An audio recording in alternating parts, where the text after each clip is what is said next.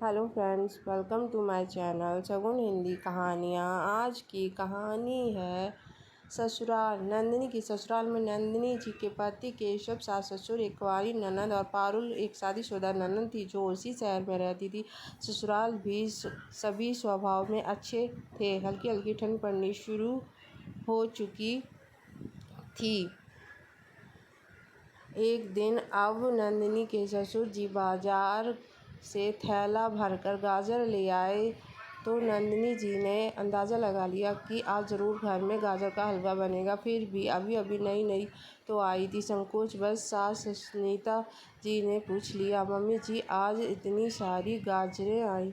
अरे बहू, पारुल और केशव दोनों को ही गाजर का हलवा बहुत पसंद है। सर्दियाँ शुरू होती नहीं कि इनकी फरमाइश शुरू हो जाती है। गाजर का हलवा नंदिनी को भी बहुत पसंद था। नंदिनी की मम्मी भी सर्दियों में शुरू होते ही गाजर का हलवा ज़रूर बनाती थी। नंदिनी ने गाजरों को धोकर घिसना शुरू कर दिया। सासू माँ ने अपने हाथों से गाजर का हलवा बनाया। खुशबू इतनी अच्छी आ रही थी कि सब इंतज़ार कर रहे थे हलवा बनकर तैयार हो।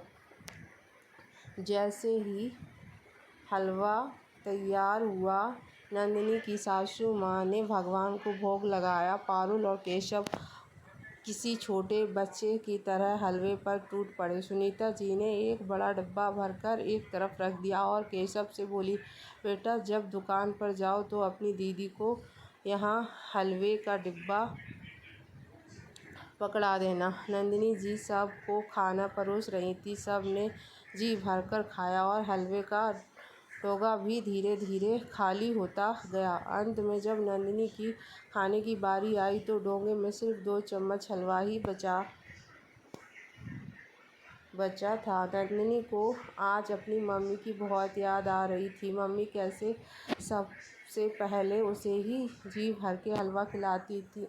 ये सोचते सोचते नंदिनी का गला भर आया और वो 2 चम्मच हलवा भी नंदिनी के गले से नीचे नहीं उतरा।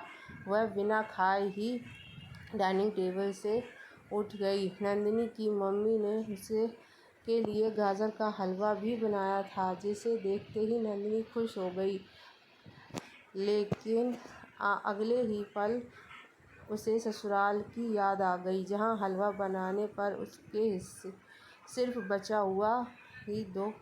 सब खाने के लिए बैठे थे और नंदिनी की भाभी खाना परोस रही थी। नंदिनी ने अपनी भाभी का हाथ पकड़कर उसे अपने पास बैठते हुए कहा, भाभी आप भी हमारे साथ ही खाइए। माँ आवाज़ नंदिनी के मुँह को देखने लगी, बेटा तेरी भाभी परोस रही है। नहीं मम्मी, ये ज़रूरी नहीं कि घर की बहू सबके बाद बचा हुआ ही खाने को मिले। हम सब खुद भी परोस सकते हैं और खा सकते हैं। नंदिनी की बात सुनकर उसकी माँ ने कहा, हाँ बहू, नंदिनी सही बोल रही है। आ तू भी हमारे साथ ही खाना खा ले और अब से हम सब साथ ही खाएंगे। नंदिनी की आंखों में जो दर्द था वो आज माँ भी समझ रही थी, क्योंकि वो खुद भी तो उस दौर से गुजर चुकी थी। एक बहू से ना हो तो उसकी पसंद पूछी जाती है और ना ही वो